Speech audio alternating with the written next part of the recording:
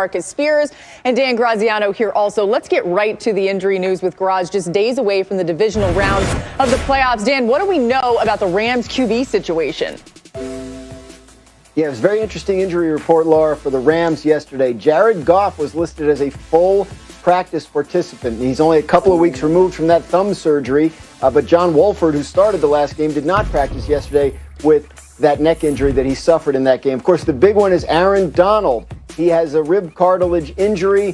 He did not practice yesterday, but he did speak to reporters today in LA and say he felt no pain and didn't want to talk about his bleeping side. So it sounds like he's at least mentally getting ready to play. The Cleveland Browns are going to get some reinforcements this week. Cornerbacks Denzel Ward and their starting Kevin Johnson, both back from the COVID-19 list as of today, and they should be able to play in the game this weekend against the Chiefs. Obviously, Browns need all the help they can get there. And the Chiefs are back. They haven't played anybody in a couple of weeks, considering they rested their starters in Week 17. Running back Clyde Edwards-Helaire was out on the practice field today. We'll get the Chiefs' injury report in a little while, but it sounds like he is trending toward playing. Oh, that'd be huge. Dan Graziano with us all show long, and you mentioned it, Dan. Feels like forever since we've seen Patrick Mahomes on the field. He rested the week before the wild card weekend, then, of course, had that first round bye. So we finally see Mahomes back in action this weekend against the Browns, and he and the Chiefs look to defend their Super Bowl title. Mahomes today talking about what he needs to do in this game against the Browns to advance. Yeah, I mean, I think I have to focus on the fundamentals for myself. I think it's the biggest thing. Trusting the O-line, trusting the game plan, and get the ball to my hands. The good thing about this team is we have a lot of great playmakers that can make plays happen in space. And so if I'm getting the ball out of my hands and getting it to them, if that's holding it, stretching plays out and throwing deep passes, or if that's getting it out quick, whatever way, in order to have success on the field, I'll try to do that. Yeah, basically whatever I want to do. Whatever you guys need me to do, I got it. Mahomes has found plenty of success in the postseason as he has scored 30 points in all 5 of his career playoff games. His team's points ranked per game mark first among all quarterbacks with 5 playoff starts since 1950. That's according to Elias. Mahomes' team average is even a full touchdown more than the 4th quarterback on the list. That 4th quarterback's Aaron Rodgers. You see him there. All right, Dan, the question that really doesn't ever have a satisfying answer, right? But I'm going to ask it anyway. What is the Cleveland game plan to limit Mahomes? I'm not going to say stop, but limit him. Yeah, first of all, they have to have a minimum of 3 drives that are all at least 7 minutes long plus that become touchdowns. Listen, there's no point in winning the time of possession battle if you're not going to score touchdowns, because explosive plays would mitigate that. So that's the mandatory thing for their offense. The second thing, know yourself and be realistic about who you are defensively, okay, Cleveland? You first of all have to demand that you only give up short passes to this offense. I don't care if you're dropping 8. I don't care if you're dropping 9 and he's getting 8, 9, 10-yard chunks. Make them drive the field 6, 7, 8 plays per drive at a minimum to chew up clock themselves, because if you play man coverage, we know that 15 can throw the ball downfield against man better than anybody in the NFL.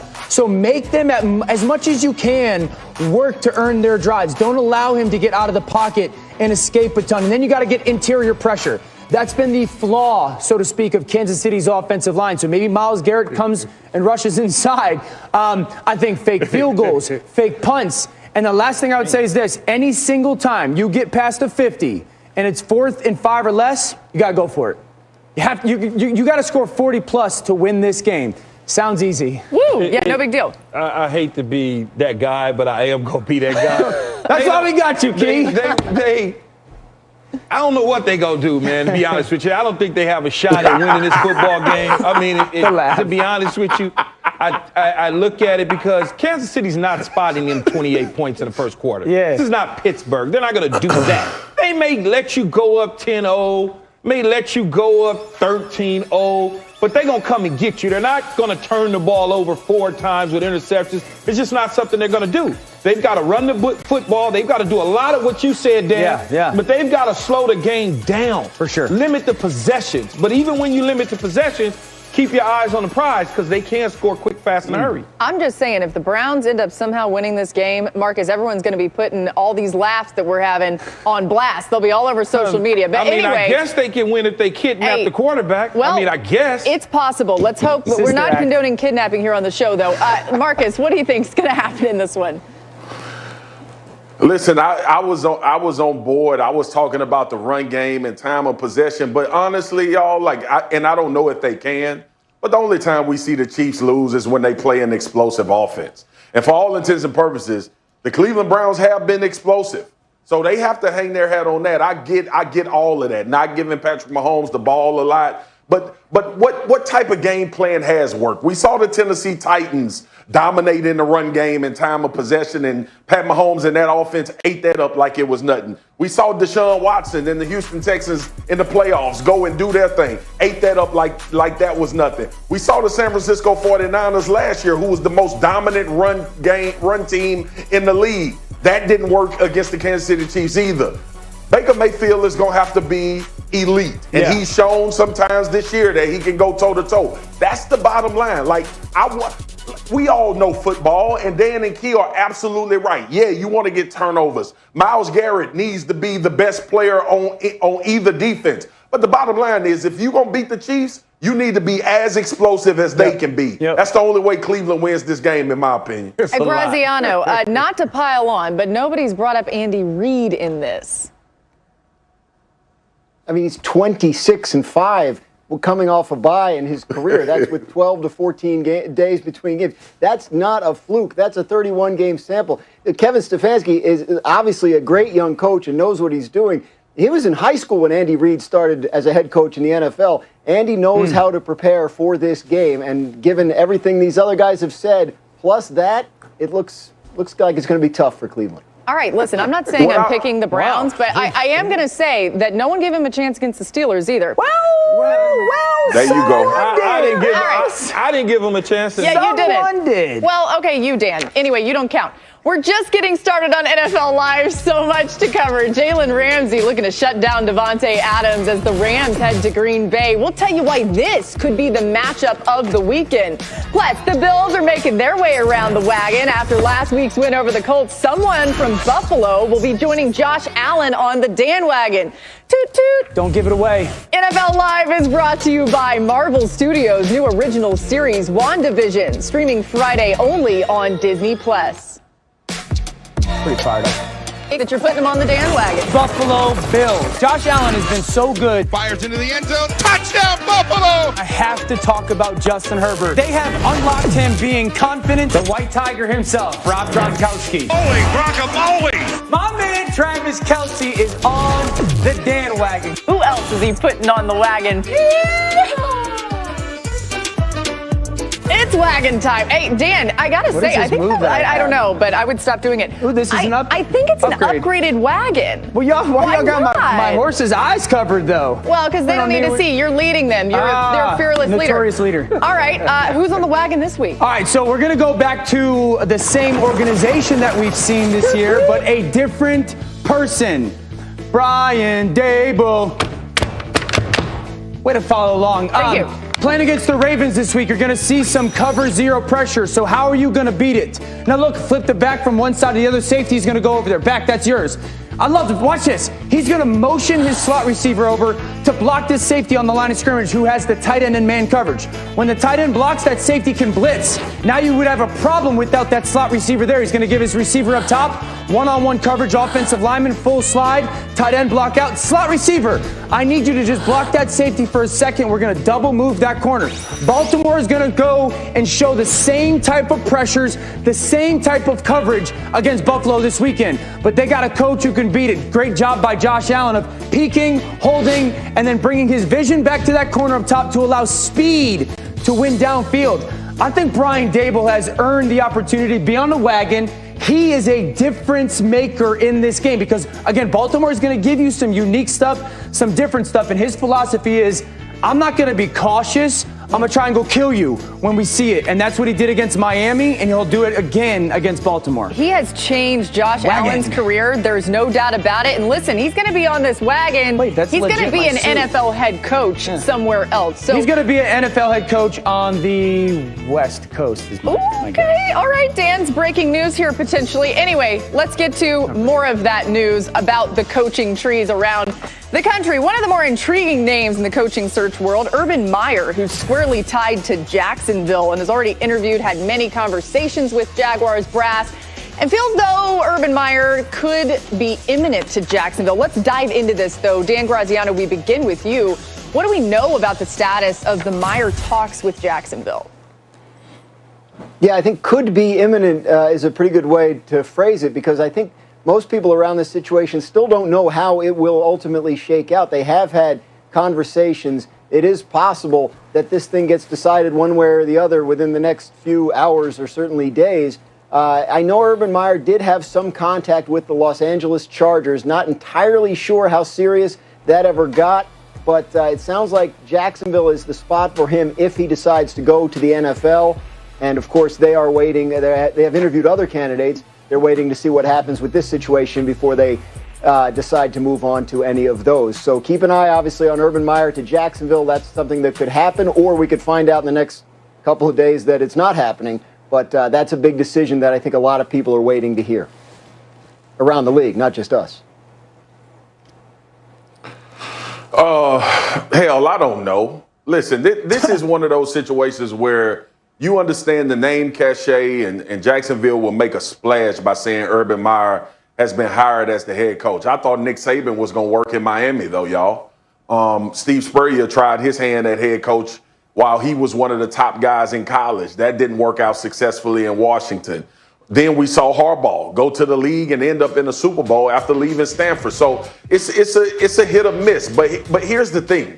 Like, Urban Meyer has had a successful coaching career, but he's had a successful coaching career based upon very impressionable 17 and 18-year-olds. Yep. And this is always the dilemma when you have successful college coaches leaving and going to the pros. Great point. How do you communicate and operate around men who already are pretty much in the position that they want to be in, who's looking to you to put them in better situations so they can earn more money and have success as a team? Urban Meyer has to go prove that. It's just like for players. Like when you leave in college and you drafted, everybody know you can play on that level. But until you get to the NFL, we don't know what type of player you're going to be. So, look, I'm excited if Jacksonville is excited. Urban Meyer has a great resume in college football. I'm sure he has a lot of great relationships spread throughout the NFL. These circles are very small. But to say I know what the success of Urban Meyer is going to be in Jacksonville, I don't. Jacksonville has a lot they need to do. They'll get one thing solved by drafting Trevor Lawrence, but it's a lot more that needs to transpire in order for that organization to be in the right spot.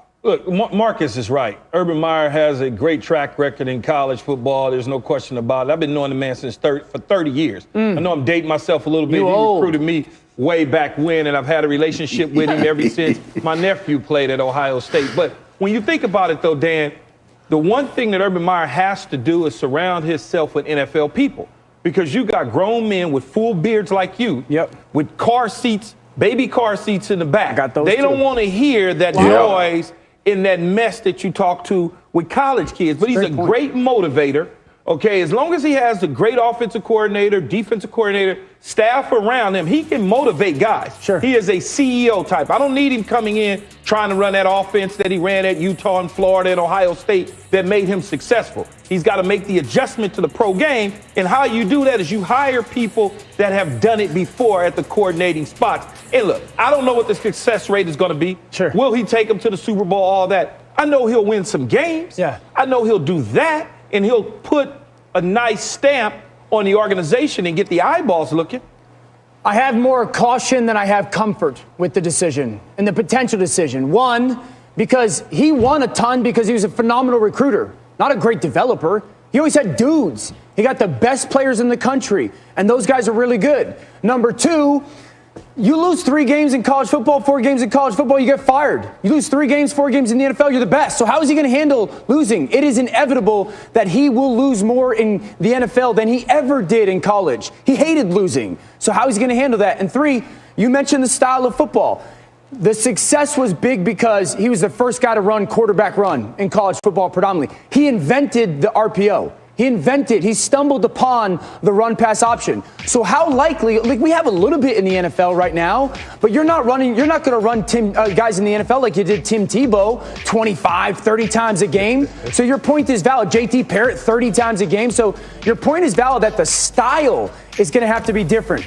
But can he? Like, can he run a different style? I think he can. If you go back to Utah when he had Alex Smith, it wasn't that. It was close, but it wasn't that. It evolved when he got to Florida. It became more running the ball. But that's also what took him off to Florida and what took him off at Ohio State. But remember, if you hire the right OC, you get away from that. You use a little bit of sprinkling. I think the point you guys made, the 18 to 22-year-olds, is as big a deal as anything. It's a huge question mark. Try playing 3 quarterbacks in one season. Ooh, not happening in the NFL. Well, it does. I mean, Dan Graziano, it does feel like who Urban would assemble as a staff would be a big part of this. I know that's been part of the conversations, but what more do you want to add?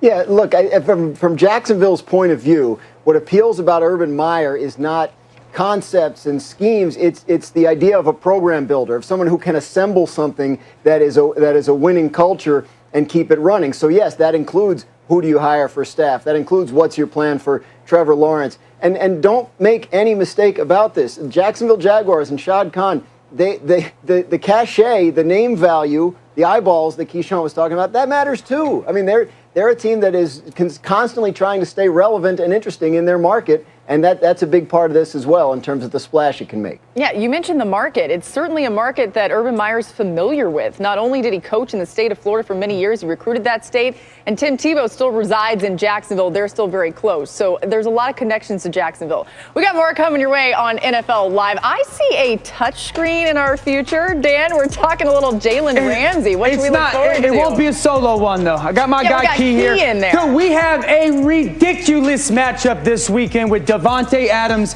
and Jalen Ramsey. We're going to teach you a little bit about what makes Ramsey so great, how you try and potentially beat him, and maybe break a little bit of a narrative talk about him. You will not want to miss Key. Jalen Ramsey. I talked every game. Jalen Ramsey or DK Metcalf. He has struggled against guys like Jalen Ramsey. I have full confidence in myself. I think I'll continue being the best corner in the league.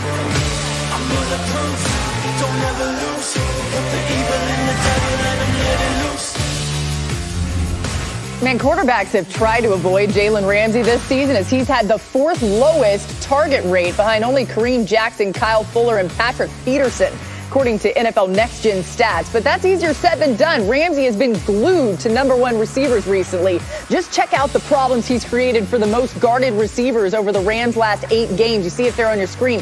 Half of these lockdowns came against either DK Metcalf or DeAndre Hopkins. What makes Jalen Ramsey so good, Dan and Keith? Yeah, the lack of targets makes sense now. Try grinding over this tape to try to find throws his way. I want to go through what makes him so great to a receiver's eyes, what he does well, and the challenge that Jalen Ramsey is going to present to a guy like Davante Adams. Now, everyone just watch this clip. I'm going to show you the clip first, and then we're going to break it down. It's Mike Evans a couple weeks ago. You're going to see a completion against Ramsey and what he does really well, and then versus what makes Jalen so good. So, Keith, first of all, talk to us about what Jalen does really good right here. Well, his eyes are at the quarterback until he can feel Mike Evans, but his eyes are looking back at the quarterback. He understands he has the deep third for the most part. Different routes, combinations will tell him what he needs to do from a defensive standpoint. Now, I like the fact that Mike Evans, he comes up vertical and then stems inside. Can you kind of tell us what stemming inside is going to do to a corner like Jalen that's playing with that vision to the quarterback? If he stems inside, Jalen Ramsey most likely is going to try and cut him off somewhere in this area over in here to cut off the go route. Okay, so perfect right there. So right there, is that what you're talking about? Like Absolutely. He's trying to squeeze Mike Evans here? Squeeze him as close to the sideline, because the sideline is his help. Right. You're not going to beat me over the top. Okay. I got safety help inside. So if you decide that you're going to run a skinny post,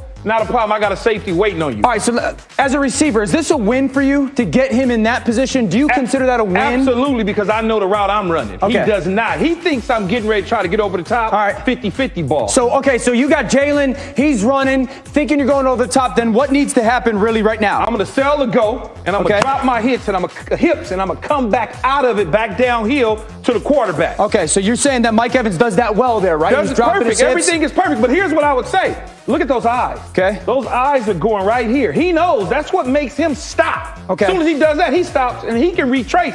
But I guarantee you, there's going to be some separation in between when he retraces. So, but is it okay if you're dropping your hips? Is it okay since he's watching your hips? Oh, yeah, that's fine. That's still a win for you as a receiver. He's not going to make a play on this ball. I can guarantee you that. All right, perfect. So that's a great route. That's a win for Mike Evans. So Davante Adams. It's a win for Mike Evans, but it's also for Jalen Ramsey. I'm giving you can take that. Right, okay. I'm going to give you those 8 yards. Yeah, you can have those 9 yards. Davante, you got to stem inside off the. Now, let me ask you this. If he was going to run an out route or a curl route, could he use that same inside stem? He can use that same exact What if he is going to run that go route? What would he do? He loses. Jalen Ramsey wins. So if he was running a go route, that's a win for Jalen Ramsey because Jalen Ramsey wins. Now I want to go to a different guy. This is DK last week, and we're going to watch another rep. I'm going to show everybody it, and then I want to bring it back and show everybody kind of the teaching aspect of it. This is a great catch by DK Metcalf, a great rep by both of them. All right, so now teach us this one with DK Metcalf, kind of the things that Jalen does really well. Now, here's what he does. He's shadowing him, but he stops. Where do those eyes go? Here it is again. I got a feel for you, but I'm watching you drop your hips. I'm going to drop my hips. When you come out of it, I'm going to come out of it. Now, does the hand on the hip at all matter to you? Like, does that? Well, I got a feel for you. Okay. It's just a simple But feel. as a receiver, there's nothing that you can do to do that, to get rid of that. Well, you can slap it off, but I'm more worried about running my route. I don't care that you're touching me. Okay. And does he do a good job with his hips there? It does a great job, but the problem is with this, there's no real separation. He's on top of him. Only thing I'm worried about you is running away from you. All right. Like last week when I told you, I can dance with you all day long. Only thing you can do is run away from me. You know what? I wanted to ask you this. So I think people at home, you often hear people say Jalen Ramsey's this big physical corner, right? And people automatically correlate it with at the line of scrimmage, like just wearing dudes out. I don't really see that from Jalen Ramsey. No. He's more physical down the field, but not handsy. So as a receiver, I feel like he's playing physical football here and being at the top. That's physical right there, but he's not handsy. As a receiver, teach everybody at home, when you're playing a corner that you know is not going to beat you up at the line, but he's kind of going to beat you up downfield with his body and his kind of physical presence, what does Davante Adams have to do to kind of to win against that physicality downfield? Play fast and run your route. Okay. Because if you get caught in a chicken fight and using your hands and getting caught up, you're playing right into Jalen Ramsey's game. That's not what you want to do. You want to run your route, run it crisp, so Aaron Rodgers can deliver. This is going to be a great matchup. Yeah, it's going to be awesome to watch. Two of the best in the NFL right now going at it. A little bit of info from Key on how Davante Adams can win this weekend. We'll have to see if he's able to pull that off. Marcus, how does a lockdown cornerback change the way that you play defense?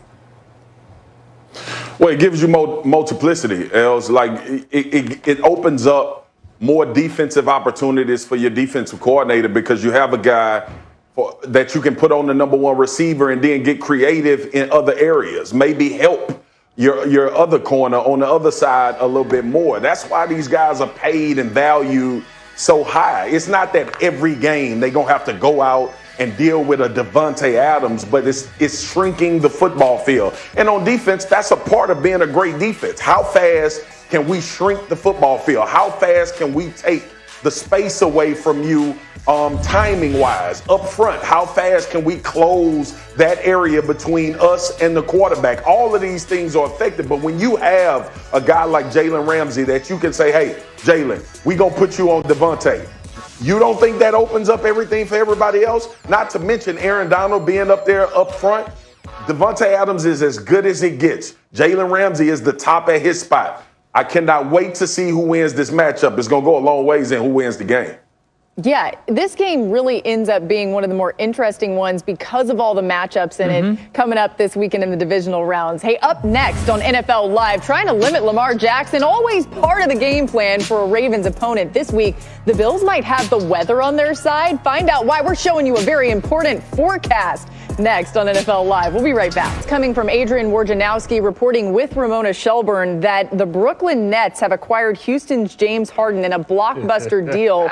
Key's laughing because he thought this was coming. Let me just give a few more details. This is a major haul for Houston. It's a three-way deal with Cleveland. Karis LeVert is involved in this. We're going to get more information as we can. I wanted to give you this news, though, and it was a request that James Harden wanted. He wanted to get out of Houston, so now Brooklyn able to get him there. James Harden wanted to be reunited with Kevin Durant. You can also check out Adrian Wojnarowski's Twitter, of course. Woj bombs flying all over the place. And then now the Nets get another all-NBA player in his prime, getting Harden, KD together, and Kyrie Irving, depending on what happens there. But just your initial reaction, Key. Well, last night was the first time that we heard James Harden officially say, I've done enough in Houston. I've given you everything. It's time for me to move. There's been somewhat speculation and cryptic tweets and Instagrams and things of that nature in his behavior. So, as I've always said, Dan, in professional sports, when an athlete says... Yeah, you said this before the show. When an athlete says, I want out,